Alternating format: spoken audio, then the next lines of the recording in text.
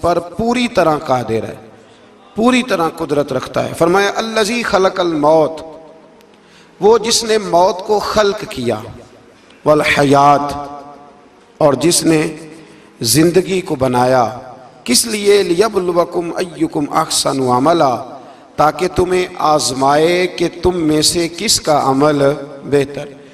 موت اور حیات، پیدا ہوتا ہے انسان، جوان ہوتا ہے، بڑا ہوتا ہے، پڑھائی کرتا ہے، کاروبار کرتا ہے، پتہ نہیں کون سے بد و جزر زندگی میں دیکھتا ہے، تو اللہ نے فرمایا اس کا ایک مقصد ہے۔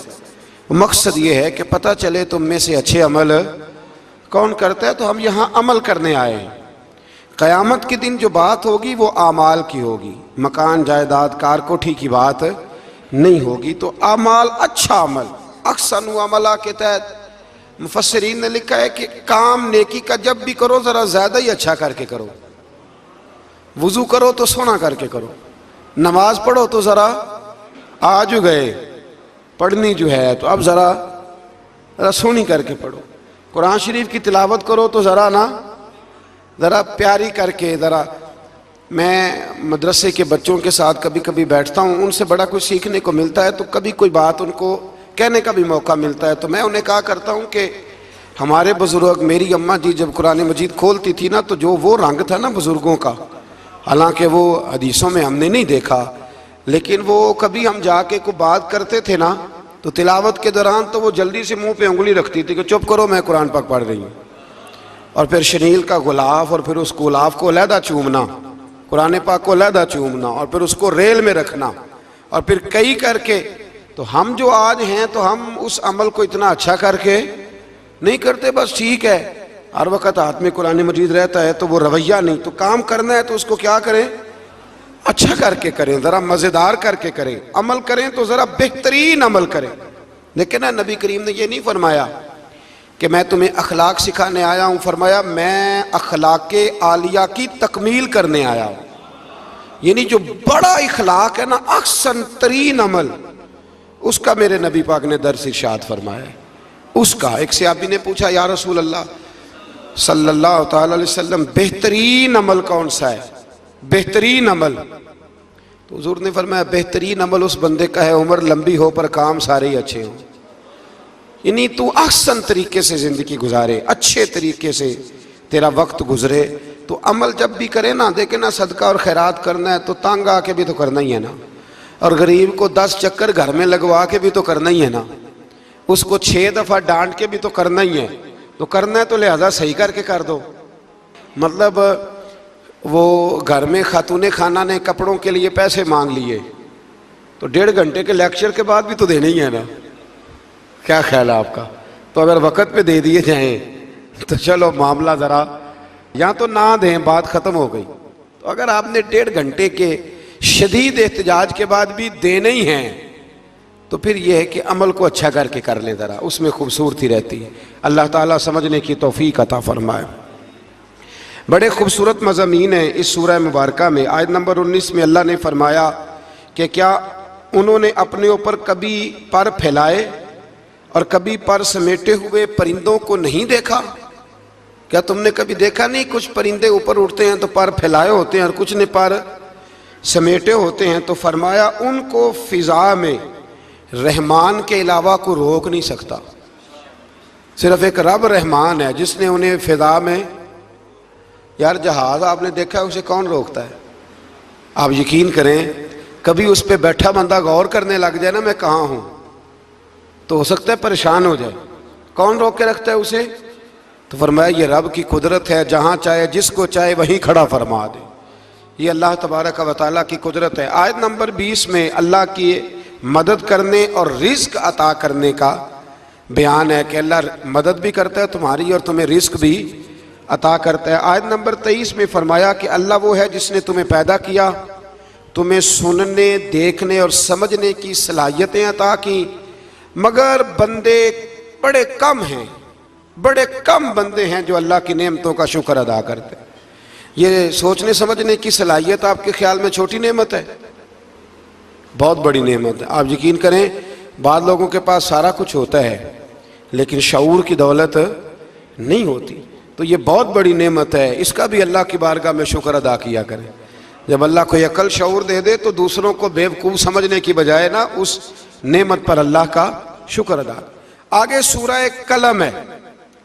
اس سورہ مبارکہ کے اندر اللہ تبارک و تعالی نے نا قسمیں ارشاد فرمائیں اور قسم کھا کے کہا کہ محبوب آپ کوئی مجنون نہیں، آپ کو دیوانے نہیں، یقیناً آپ کے لیے ایسا اجر ہے جو کبھی ختم نہیں ہوگا۔ اور پھر فرمایا وَإِنَّكَ لَعَلَىٰ خُلُقٍ عَظِيمٍ، محبوب جتنے عظیم الشان اخلاق تھے نا ان سب کا ہم نے آپ کو مالک بنا دیا ہے۔ یہ اعلیٰ لفظ اصطلاح ہے، قبضے کے معنی میں آتا ہے عربی میں۔ فرمایا ہم نے آپ کو اخلاق عالیہ کا مالک بنا، جتنے اچھے اخلاق ہیں ان سب کا اللہ نے نبی پاک کو مالک۔ اور سب مفسرین نے بڑا کچھ لکھا، پر بریلی کے امام نے ایک جملہ لکھا تو بڑا ہی شاندار لکھا۔ اعلیٰ حضرت فرمانے لگے کہ اخلاق یہ نہیں کہ جو کام اچھا تھا وہ نبی کریم نے کیا ہے، بلکہ فرماتے ہیں جس جس کو حضور نے کر دیا وہ اچھا ہو گیا، جس جس کو حضور نے کر دیا وہ اچھا۔ فرماتے رسول کریم کا مسکرانا بھی اچھا ہی ہے، اور کبھی دین کی مخالفوں پر ناراض ہونا بھی اچھا ہی ہے۔ نبی پاک علیہ السلام کا بدر میں تلوار اٹھانا بھی اچھا ہے، اور رسول کریم صلی اللہ تعالیٰ علیہ وسلم کا فتح مکہ کے دن معاف کر دینا بھی، یہ سارا کچھ ہی اچھا ہے۔ بس جس کو حضور جب کرتے گئے وہ اچھا ہوتا گیا۔ اور حضرت عائشہ صدیقہ رضی اللہ تعالیٰ عنہ سے جب کسی نے پوچھا تھا کہ بتائیے نبی کریم علیہ السلام کے اخلاق عالیہ کیسے تھے، تو حضرت عائشہ صدیقہ کہنے لگی تم نے قرآن نہیں پڑھا؟ سارے اخلاق جو قرآن میں ہیں وہ سارا میرے رسول پاک کا اخلاق ہی ہے، وہ سارا میرے نبی کریم علیہ السلام کا اخلاق ہی ہے، وہ سارا اخلاق ہے رسول پاک سید عالم صلی اللہ تعالی علیہ وسلم۔ تو پھر اس سے آگے جا کے نا آیت نمبر 8 سے اللہ تبارک و تعالی نے رسول کریم صلی اللہ علیہ وسلم کو فرمایا کہ کفار چاہتے ہیں کہ دین کے معاملے میں آپ ان سے بے جا رعایت برتیں، آپ ان پر آسانی کریں، کھلی چھٹی دے دیں، اور جواب میں وہ بھی رعایت کریں گے۔ فرمایا ایسا نہیں ہو سکتا، حق پر کوئی سمجھوتا نہیں ہو سکتا۔ اس کے بعد ایک دشمن رسول صلی اللہ علیہ وسلم، مفسرین نے اس کا نام ولید بن مغیرہ لکھا ہے، اس نے نبی پاک علیہ السلام کی گستاخی کی تھی، تو اللہ نے اس کے 9 کبھی باتیں قرآن میں بیان کی، بڑی باتیں ارشاد فرمایا جھوٹی قسمیں کھاتا ہے، نکتہ چینیاں کرتا ہے، سخت منع کرنے والا ہے بلائی سے اور حد سے بڑھنے والا ہے، اور آخر میں فرمایا اتلم بعد ذالک الزنیم، فرمایا یہ نہ ہے ہی بد اصل، اس کی اصل میں ہی مسئلہ ہے۔ یہ کتنی سخت بات ہے، جب نبی کریم کے بے ادب کی بات ہوتی ہے تو پھر باتیں سخت ہی ہوتی ہیں۔ یہ قرآن مجید نے سخت باتیں فرمایا کہ یہ اس کی اصل میں ہی مسئلہ ہے محبوب۔ اس نے ایک بات کی تو اللہ کریم نے 9 اس کی کبھی اوصاف بیان فرمائے، اس لیے اعلیٰ حضرت نے کہا تھا دشمن احمد پہ شدت کیجئے، دشمن احمد پہ شدت کیجئے، ملحدوں سے کیا مروت کیجئے، شرک ٹھہرے جس میں تعظیم حبیب، اس برے مذہب پہ لعنت کیجئے، اس برے مذہب پہ لعنت کیجئے، اور جو نہ بھولا ہم غریبوں کو رضا، ذکر اس کا اپنی عادت کیجئے۔ آگے پھر سورۃ الحاقہ، اس سورہ مبارکہ کے شروع میں قیامت کے حق اور یقینی ہونے کو بیان کیا گیا ہے، پھر قوم سمود اور قوم عاد اور فرعون پر نازل ہونے والے عذاب کا ذکر ہے۔ یہ سارے مضامین پہلے بیان ہو چکے ہیں نا جی، ماشاءاللہ تفصیل سے ہم سن چکے ہیں، قوم عاد، قوم سمود، ان سب کے بارے میں اس سورہ مبارکہ میں اللہ نے بیان فرمایا۔ اسی سورہ کی آیت نمبر 19 سے بتایا کہ قیامت میں جس کے نامہ اعمال اس کے دائیں ہاتھ میں دیا جائے گا، یہ اس کے سرخ رو ہونے کی علامت ہوگی۔ جس کے سیدھے ہاتھ میں نامہ اعمال دیا جائے گا مطلب ہوگا کہ کامیاب ہو گیا، اور وہ افتخار کے ساتھ لوگوں سے کہے گا، بڑے فخر کے ساتھ کہے گا کہ آؤ میرا نامہ اعمال پڑھو۔ اس کے برعکس جس کا نامہ اعمال اس کے بائیں ہاتھ میں دیا جائے گا، یہ اس کی رسوائی کی علامت ہوگی، اس کی رسوائی کی علامت ہوگی، اور وہ کہے گا کاش میرا نامہ اعمال دیا ہی نہ جاتا، اور موت کے ساتھ ہی میرا قصہ ہمیشہ کے لیے ختم ہو چکا ہوتا، جس کا بھی نامہ اعمال سیدھے ہاتھ میں۔ ہمارے بزرگ فرماتے ہیں کہ سیدھے ہاتھ سے لینا دینا حضور کی سنت ہے، کوشش کریں لیں بھی سیدھے ہاتھ سے، دیں بھی، کھائیں بھی سیدھے ہاتھ سے۔ فرماتے ہیں عادت ہی سیدھے ہاتھ کی بنا لو، جب قیامت میں فرشتے نامہ اعمال دینے لگے تو عادت ہی سیدھے ہاتھ کی ہو، عادت ہی سیدھے ہاتھ کی ہو، عادت، اور سیدھے ہاتھ سے لیں، سیدھے ہاتھ سے ہی دیں۔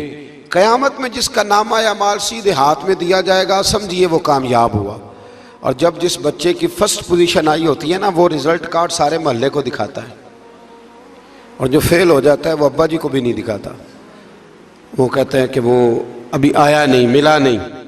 قیامت کے دن بھی جو کامیاب ہوں گے نا وہ دنیا کو بتائیں گے کہ اللہ نے فضل کر دیا ہے، اور جو ناکام ہوں منہ چھپاتے پھریں گے۔ اللہ ہمیں پردہ پوشی عطا فرمائے۔ پھر آگے سورۃ المعارج ہے۔ اس سورت کے شروع میں ہی عذاب قیامت کا ایک بار پھر بیان ہے کہ حشر کا ایک دن 50,000 سال کے برابر ہوگا، آسمان پگھلے ہوئے تانبے کی طرح ہو جائے گا، اور پہاڑ دھنی ہوئی رنگین اون کی طرح ہو جائیں گے، کوئی کسی کا پرسان حال نہ ہوگا۔ اس وقت مجرم یہ تمنا کریں گے کہ بیوی بھائی رشتہ دار، بیوی بھائی رشتہ دار اور تمام اہل زمین سب کو اپنا فدیہ دے کے اپنی جان چھڑا لیں، سب کو دھونس دے آگ میں لیکن اپنی جان چھڑا لیں۔ اس دن انسان کا یہ حال ہوگا۔ یہ جو کچھ لوگ، میں نے پہلے بھی کہا تھا کہ کچھ لوگ نا مذاق اڑاتے ہیں قیامت کے عذاب کا، قبر کے عذاب کا، یہ بات درست نہیں ہے۔ دیکھیں نا کہ اللہ تعالیٰ نے قرآن مجید کی واضح آیات میں عذاب کا ذکر فرمایا ہے۔ کیوں فرمایا ہے؟ کہ لوگ اس عذاب سے ڈرے، اس سے بچنے کے لیے تیاری کریں، یہ بیان فرمایا۔ اب یہاں لوگ مذاق اڑاتے ہیں معاذ اللہ تعالیٰ، کہتے ہیں دیکھو جی فلاں مولانا کہہ رہے تھے بچھو آئیں گے تو یہ ہوگا۔ خدا کے بندو، مولانا کون ہوتے ہیں؟ مولانا کون ہوتے ہیں یہ بات کرنے والے؟ یہ تو حدیثوں میں آئی، قرآن مجید کی آیات میں آئی۔ آپ مذاق نہیں اڑائیں بلکہ کوشش کریں کہ اللہ تبارک و تعالی ہمیں سمجھنے کی توفیق عطا فرمائے۔ پھر آیت نمبر 19 سے انسان کے کم حوصلہ ہونے، مصیبت کے وقت گھبرا جانے اور نفع پہنچنے کی صورت میں بخل کرنے کا ذکر ہے۔ فرمایا بڑے کم حوصلے والا ہے، مصیبت کے وقت گھبرا جاتا ہے، اور اگر اسے ہم نفع دیں نا تو جب نفع ملے تو چاہیے تھا نا سخاوت کرتا، تو اس وقت کیا کرتا ہے؟ بخل کرتا ہے، کنجوسی کرتا ہے۔ اللہ فرما رہا ہے، نبی پاک علیہ الصلوۃ والسلام نے فرمایا یہ جو سخی ہوتا ہے نا، فرمایا یہ سخی بندوں کے دل کے قریب بھی ہوتا ہے، اللہ کے قریب بھی ہوتا ہے، اور جنت کے قریب بھی ہوتا ہے۔ اور فرمایا یہ جو بخیل ہوتا ہے نا، بخیل، یہ بندوں سے بھی دور ہی ہوتا ہے، بندوں سے بھی دور ہے، جنت سے بھی دور ہے، اور اللہ تبارک و تعالیٰ کے قرب سے بھی دور ہے۔ اور حضور فرماتے ہیں جب صبح سورج طلوع ہوتا ہے تو فرشتہ دعا کرتا ہے، اللہ سخی کو زیادہ عطا فرما، اور کہتا ہے یا اللہ جو کنجوسی کرے نا اس سے روک لے، اسے نہ دے، اس لیے کہ جب وہ نہیں دے رہا۔ بڑی خوبصورت مثال علامہ اسماعیل حقی نے لکھی ہے۔ آپ فرماتے ہیں کنویں سے سارا پانی ختم ہو جائے تو نیچے سے تازہ آ جاتا ہے، اور اگر پانی ختم نہ ہو اندر ہی پڑا رہے تو باسی ہو جاتا ہے۔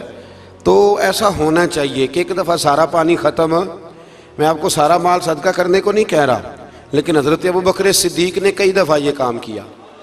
ہجرت کی رات بھی سارے پیسے ہی لے گئے، تبوک کے دن بھی سارے پیسے خرچ کر دیے، حضور نے اعلان کیا تو سارے پیسے ہی۔ مولانا حسن رضا صاحب فرمایا کرتے تھے اعلیٰ حضرت کے بھائی، بیاں ہو کس زبان سے مرتبہ صدیق اکبر کا، کہ محبوب خدا محبوب ہے صدیق اکبر کا، اور لٹایا راہ حق نے گھر کئی بار اس محبت سے، کہ لٹ لٹ کر حسن گھر بن گیا صدیق اکبر کا، لٹ لٹ کر حسن گھر بن گیا صدیق اکبر کا۔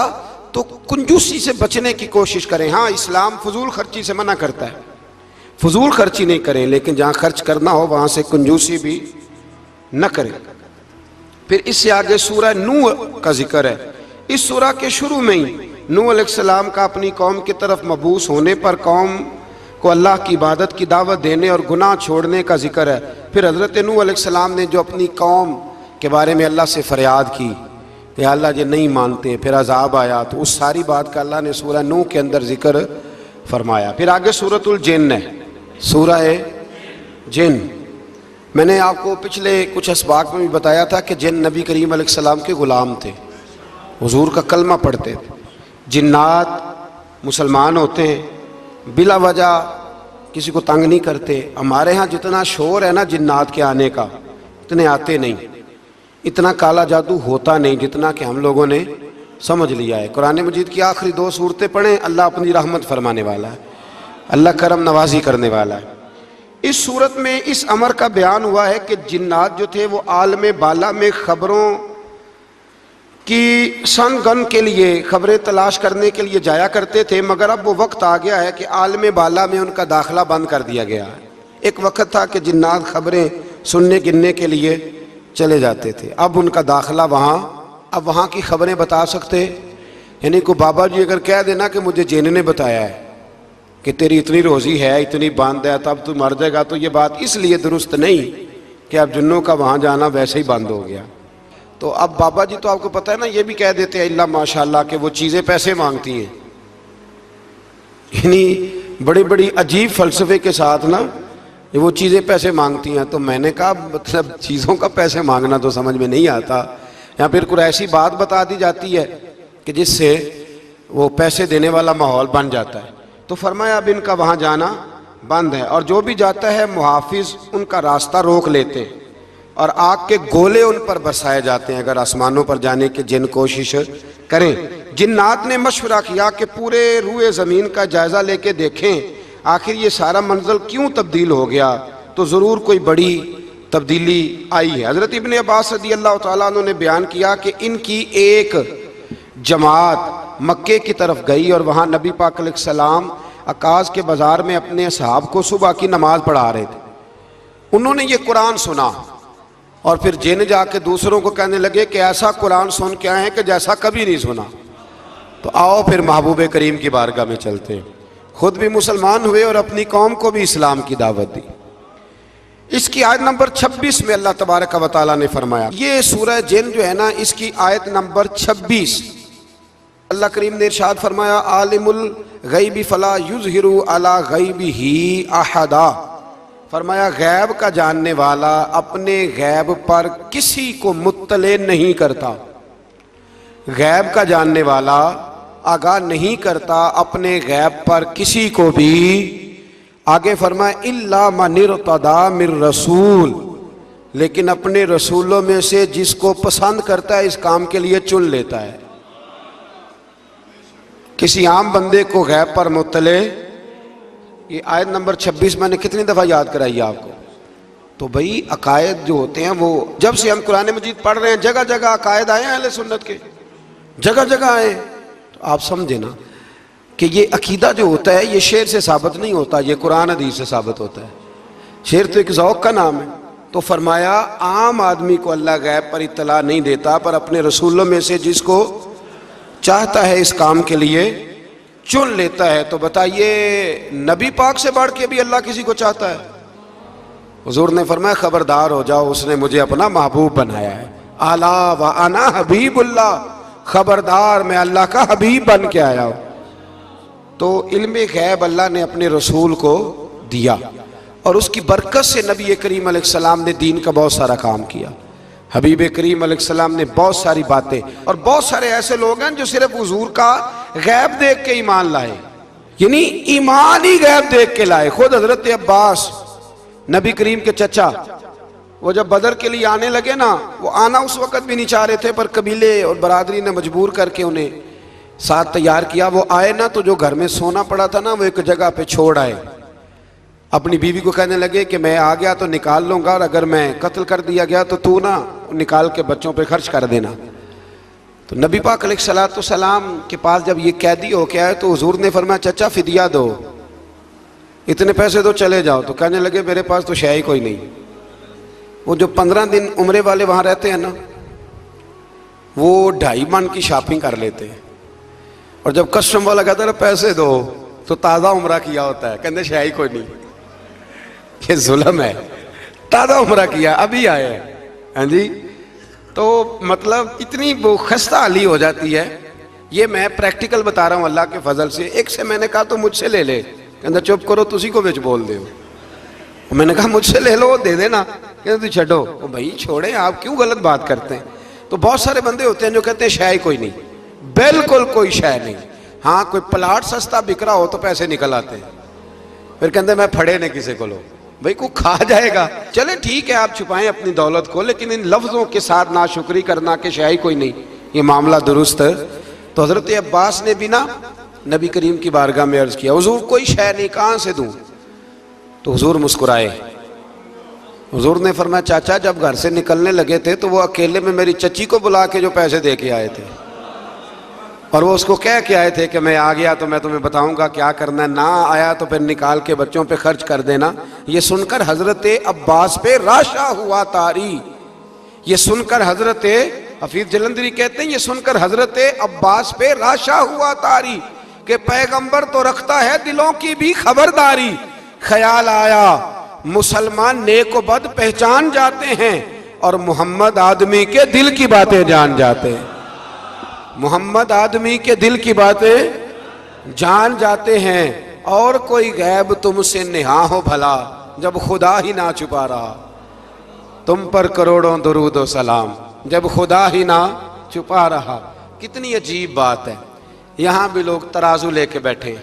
اقبال سے کسی نے کہا کہ دو علماء کی بحث ہے, ایک کہتا ہے حضور کو غیب نہیں, دوسرا کہتا ہے آؤ چلیں.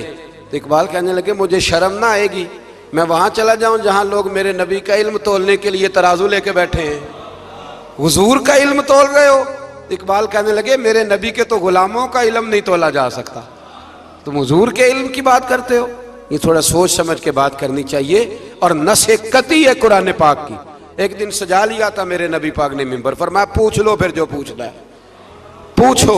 تو حضرت عمر جیسے لوگ اٹھ کے کھڑے ہو گئے, کہا یا رسول اللہ ہم اللہ کے رب ہونے پہ راضی ہیں, آپ کے رسول ہونے پہ راضی ہیں, اسلام کے دین ہونے پہ حضور ہم بڑے راضی ہیں, ہم بڑے راضی. اس لیے یہ تو ایسا مسئلہ ہے کہ اس مسئلے کو دیکھ دیکھ کے لوگ مسلمان ہوئے. تو حضرت عباس کو جب حضور نے ساری بات بتائی نا, تو حضرت عباس کہنے لگے فدیہ مرضی کا لے لینا پر پہلے مجھے کلمہ پڑھاؤ. کہا کیوں؟ فرمایا مجھے سمجھ آ گئی ہے, وہ بات میرے اور میری بیوی کے علاوہ کسی کو پتہ ہی نہیں. اگر آپ کو پتہ چلی ہے تو یقیناً آپ کو کوئی بتانے والا ہے, تو وہ جو آپ کو بتانے والا ہے نا وہی رب العالمین ہے.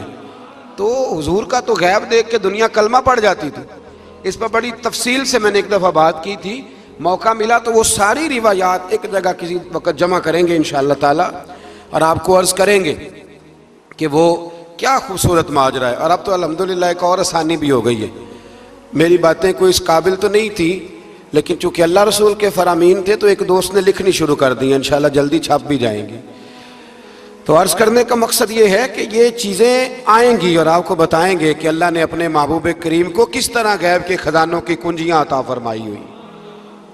تو اس سے آگے پھر سورہ مزمل شروع ہوتی ہے. سبحان اللہ. سورہ یا ایھا المزمل, کہا او چادر اوڑھنے والے محبوب, قم اللیل الا قلیلا, ساری رات نہ بیدار رہا کر, تھوڑا آرام بھی کر لیا کر. تھوڑا سا کیا کہا حضرت نے, خدا کی رضا چاہتے ہیں دو عالم, خدا چاہتا ہے رضا. اور درویش کہتے ہیں رب آکھیا سونے محبوبہ تیرے 100 ناز اٹھانا ہاں, لوکی میریاں قسماں چاندے نے میں تیریاں قسماں چاہنا.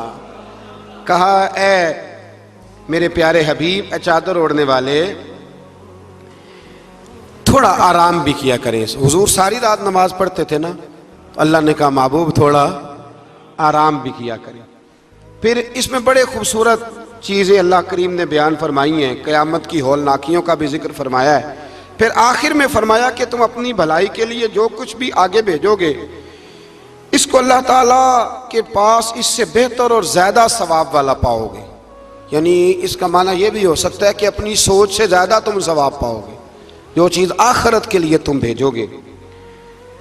اور اللہ سے مغفرت طلب کرتے رہو, بے شک اللہ بہت مغفرت فرمانے والا اور بے حد رحم کرنے والا ہے. پھر اس سے آگے سورہ مدثر ہے, مزمل کے فوراً بعد سورہ मुदस्सर, इस सूरह मुबारका में बड़ा खूबसूरत अंदाज है। या अय्युहल मुदस्सर, ए चादर ओढ़ने वाले, कुम फअंज़िर, उठिए और लोगों को डराइए। उठिए, आप पैगाम दीजिए, उठिए लोगों को डराइए। उठ बांध कमर क्यों डरता है, फिर देख खुदा क्या करता है। आप उठिए। इस सूरत में अल्लाह ताला ने आपको शान महबूबी के साथ खिताब करते हुए फरमाया है, चादर ओढ़ने वाले उठिए और लोगों को अल्लाह के अजाब से डराइए और अपने रब की किबरियाई का ऐलान फरमाइए। बताइए कि आपका रब कितना बड़ा है। आयत नंबर 42 में फरमाया, जहन्नमियों से पूछा जाएगा तुम्हारे जहन्नम में जाने का सबब क्या बना। ये सूरह मुदस्सर की आयत नंबर 42 42, चलो बता लिया आखिरी ने। आयत नंबर 42, जहन्नमियों से पूछा जाएगा जहन्नम में आए हो तो सबब क्या बना। तो वो पहला सबब बताएंगे कि हम नमाज पढ़ने वालों में से ना थे। पहला सबब दोज़ख में जाने का नमाज ना पढ़ना है। रमज़ान के बाद भी पढ़ेंगे इंशाअल्लाह, और ईद वाले दिन भी पूरी 5 पढ़नी है इंशाअल्लाह, पूरी 5। ये नए कपड़े लोगों को बाद में दिखाना, पहले सवेरे पहन के ना रब की बारगाह में जाओ। सवेरे पहन के ना, अल्लामा अब्दुल सत्तार खान न्याजी, अल्लामा न्याजी, मैं जब उनके मज़ार पे जाता ना, मियाँ वाली जाने का जब मौका मिलता है तो मैं ना खड़ा होता हूँ। आप यकीन करें, उस बंदे की कब्र पे खड़े होके भी जज्बा ही मिलता है। क्या बंदा था वो ना, पगड़ी बांधते थे बड़ी। हमारे बरेली शरीफ के बुजुर्ग भी ना वो पगड़ी बांधते शिमले वाली। चले आज बात आ गया तो उसकी भी मैं हिकमत बता दूं। वहां ना सिख भी पगड़ी बांधते, तो कपड़ा भी अक्सर एक जैसा ही उनके लिए आता, तो मुसलमान भी खरीद लेते थे। तो वो सिख जो होता है ना, वो शिमला नहीं निकालता, तो उससे फर्क करने के लिए वहां के मशाइख ने ना शिमला निकालना शुरू किया। तो मैं शादी बांधा करता था, तो एक दफ़ा मुझे हज़रत मुफ्ती तहसीन रज़ा साहब रहमतुल्लाह ताला अलैह फरमाने लगे शिमले वाली बांधा करो। तो मैंने कहा हुज़ूर अब छोटे लोगों को तो अच्छी नहीं ना लगती। तो फरमाने लगे लोगों को थोड़ी दिखानी है, ये तो रसूलुल्लाह की सुन्नत है, तो आप शिमले वाली बांधे। जब हम जो कह रहे हैं, तो मैं भी अक्सर वो पगड़ी बांधता हूँ, और कभी बहुत बड़ी बांधते थे। तो अल्लामा न्याजी पगड़ी बांधते थे, तो जिन लोगों ने देखा बड़ी ऊंची होती थी, और बड़ी ऊंची पगड़ी, और हाथ में छड़ी होती थी, और कभी वो तकरीर करते थे तो ज़मीन पे लगाते थे, तो पता चलता था कि मर्द बात कर रहा है। और अल्लामा इकबाल के डायरेक्ट शागिर्द थे अल्लामा अब्दुल सत्तार न्याजी, शागिर्द। वो मदीना शरीफ जाने लगे ना, तो किसी ने उनसे कहा न्याजी साहब ये पगड़ी उतार के जाओ, ये पगड़ी उतार के जाओ। तो अल्लामा न्याजी साहब फरमाने लगे क्यों उतार के जाऊं, पहन के जाऊंगा। जब हुजूर की बारगाह में न्याजी का सर झुकेगा तो शिमला भी झुकेगा, और दुनिया को पता चलेगा जिसका सर कभी कहीं नहीं ना झुकता, इस रोजे पे आके उसकी गर्दन भी झुक जाया करती। इसलिए साथ लेके जानी है पगड़ी, ताकि लोगों को पता चले। तो आप नए कपड़े पहन के ना कभी साज संवर के मस्जिद भी जाया करें, खूबसूरत हो के। कुरान मजीद ने कहा गालिबन नामे पारे में है कि नमाज के वक्त जीनत इख्तियार करो, अच्छे बन के। तो नए कपड़े पहन के ना ईद वाले दिन 5 नमाजें पाबंदी से पढ़नी है इंशाअल्लाह ताला। ये रश देखना है इंशाअल्लाह ताला, पता चलेगा कि रमज़ान के रोज़ों ने असर किया हमारे ऊपर। तो जहन्नमियों से पूछा जाएगा दोज़ख में आने का सबब क्या बना, तो कहेंगे हम नमाज पढ़ने वालों में से ना थे। और दूसरी बात ये कहेंगे कि हम मिस्कीन को खाना नहीं खिलाते थे। दोज़ख में जाने का दूसरा सबब कि तौफीक के बावजूद लोग मिस्कीनों का ख्याल नहीं रखते। और तीसरी बात वो ये कहेंगे कि हम लगव कामों में मशगूल रहते थे। लगव काम, बेहुदा काम उसको कहते हैं जिसका फ़ायदा कोई नहीं। ये बड़े बड़े सियाने लोग गेमें खेलते, सियाने लोग, अक्लमंद लोग। तो ये जहन्नम में जाने का तीसरा सबब कुरान ने बयान किया। लगविया, फट्टे पे बैठ गए, फजूल बात शुरू कर दी। भाई इससे बेहतर था तो कुरान मजीद की तिलावत करता। ऐसे ही बिला वजह लगवियात हैं ये सारी। मैं मना नहीं करता खाना खाने के लिए कभी ज़रूर जाएं, लेकिन ये माहौल ही बना लेना कि आज तुझे पार्टी है तो कल मुझे पार्टी है तो परसों उसको पार्टी है। तो ये शुगल मेला हर वक्त का, मुसलमान के पास तो इतना वक्त ही नहीं। एक दोस्त मुझे कहने लगे कि मैं आजकल बड़ा बोर हो रहा हूँ। तो मैंने कहा तो असल में फारग है, वरना हमारे पास तो टाइम ही कोई नहीं बोर होने का। बंदा मतलब को फुर्सत मिले तो बोर हो ना, पता नहीं कहाँ से लोग टाइम निकाल लेते, अब बोर भी हो लेते। तो आप फारिग लगवियात से बचे।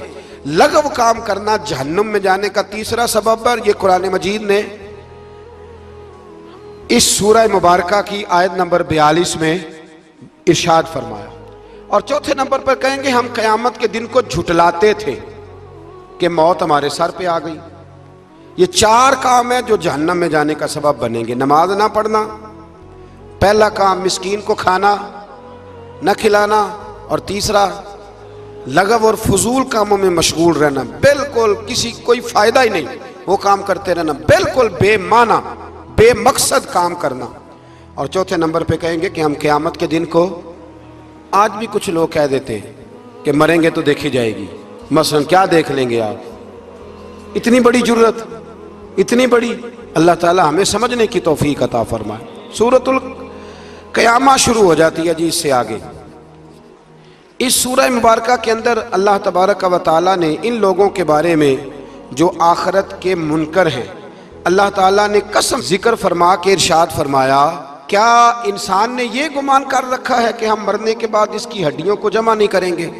کیوں نہیں، ہم اس بات پر قادر ہیں کہ ان کی انگلیوں کے پورے جیسے پہلے تھے ویسے ہی بنا دیں گے، یعنی انگلیاں تک تمہاری جمع کر لی جائیں گی، انگلیاں تک۔ قیامت کے دن تمہیں کسی کی قبر کھلی تو اس کو دیکھا کہ ہڈیوں کا پنجر بن گیا، لیکن اللہ اسے بھی قیامت میں جمع فرمائے گا دوبارہ سے۔ اور وہ مثال میں تیسرے چوتھے پارے میں دے چکا ہوں، جب حضرت ابراہیم علیہ السلام نے جانوروں کا پرندوں کا قیمہ کر کے رکھا تھا اور کہا پکاریے، تو وہ سارے اپنے پروں پر دوڑتے ہوئے حاضر ہو گئے تھے۔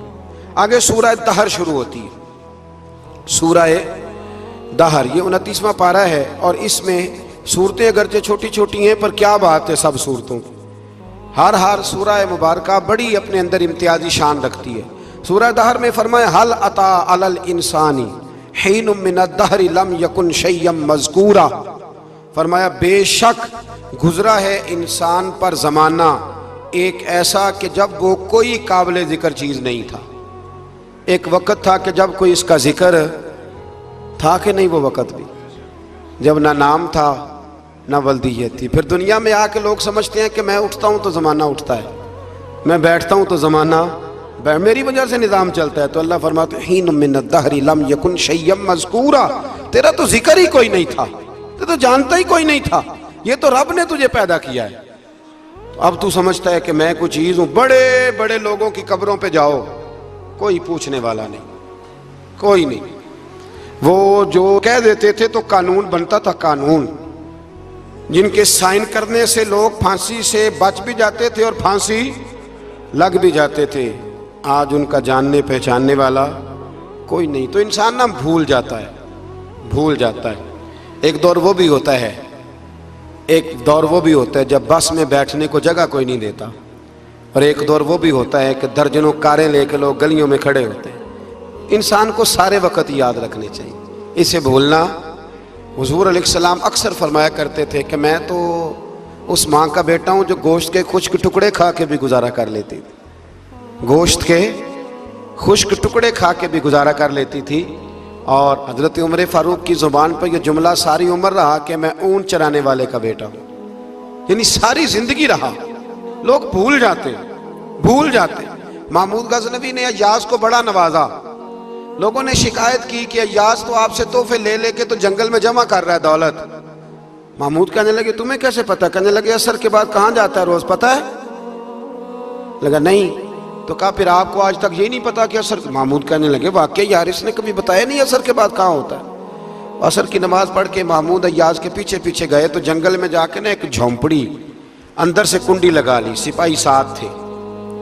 محمود نے غصے سے دروازہ بجایا، کھٹکھٹایا، اور ایاز نے جھٹ سے دروازہ کھولا۔ محمود دھکا دے کے اندر گئے تو دیکھا تو ایک پھٹی ہوئی چٹائی، ایک پرانا کرتا، ٹوٹے ہوئے جوتے، ایک پگڑی، اور تھوڑا سا نا سامان ہلکا پھلکا بکھرا پڑا ہے۔ یہ کیا ہے؟ کیوں آتے ہو یہاں؟ بتایا کیوں نہیں؟ تو ایاز کہنے لگے بادشاہ میں یہاں نہ روزانہ اپنی اوقات یاد کرنے آتا۔ کیا مطلب؟ کہنے لگے جب میں تیرے پاس آیا تھا تو یہ والا میں نے پہنا ہوا تھا لباس، یہ میرے گھر کی کل مالیت تھی، تو بادشاہ ہے، آج اگر تو ناراض ہو جائے تو کون پوچھ سکتا ہے؟ میں روز آ کے اپنی اوقات یاد کرتا ہوں کہ دوبارہ اگر یہاں آنا پڑے تو مجھے مشکل نہ ہو۔ ملا رومی سے کسی نے کہا تھا خشیت کیا ہوتی ہے؟ تو آپ فرمانے لگے ایک مانگنے والی سے ایک بادشاہ نے نکاح کر لیا تھا، مانگتی تھی، بادشاہ کو پسند آ گئی، شادی ہو گئی، تو سارا دن روتی تھی، سارا دن روتی تھی۔ تو اس کی کنیزیں اس سے کہنے لگی کہ بس بھی کر، اللہ کا شکر بھی ادا کر، اتنا تجھے اللہ نے نواز، تو روتی رہتی ہے۔ تو کہنے لگی اس لیے نہیں روتی، روتی اس لیے ہوں کہ میں اس قابل نہیں تھی، اور ڈرتی اس بات سے ہوں کہ کہیں میرا سائیں ناراض نہ ہو جائے۔ میں تے گلیاں دا روڑا کوڑا، میں گلیاں دا روڑا کوڑا، تے مینوں محل چڑھایا، مینوں محل چڑھایا۔ ایک میرا سنگی نا بڑا مہنگا سویٹر لے آیا میرے لیے، کچھ زیادہ ہی مہنگا تھا وہ۔ میں نے اسے کہا یار یہ رکھ لے تو۔ کہنے لگے ہم لے آئے ہیں تو بس قبول کریں۔ تو میں نے کہا میری اماں نا کروشیے سے میرے لیے سویٹر بناتی تھی، کروشیے کی ٹوپی۔ پتہ نہیں کروشیے کا بھی نئی نسل کو پتہ ہو کہ نہ ہو، تو وہ اماں جی نے بنا کے دیا، تو پھر اس کے بعد میرے چھوٹے بھائی نے بھی پہنا، پھر میرا ایک بھانجا لے گیا چھوٹا، اس نے بھی پہنا۔ تو وہ اتنا مزیدار ہوتا تھا، اتنا شاندار ہوتا تھا کہ جو دھاگے اس میں لگے ہوئے تھے وہ دوبارہ کسی اور جگہ نظر، وہ کہیں اور میسر۔ تو اپنی اصل جو ہوتی ہے اس کا خیال رکھیں، اس کا دھیان کریں، اس پر توجہ کریں، اس پر ضرور غور کریں، یہ بڑی اہم بات۔ بہرحال اس پر بڑی باتیں کہنے والی ہیں، لیکن میں آگے بڑھتا ہوں۔ سورہ دہر سے آگے سورہ مرسلات ہے۔ اس سورہ کے شروع میں آثار قیامت کا ذکر ہے، اور بار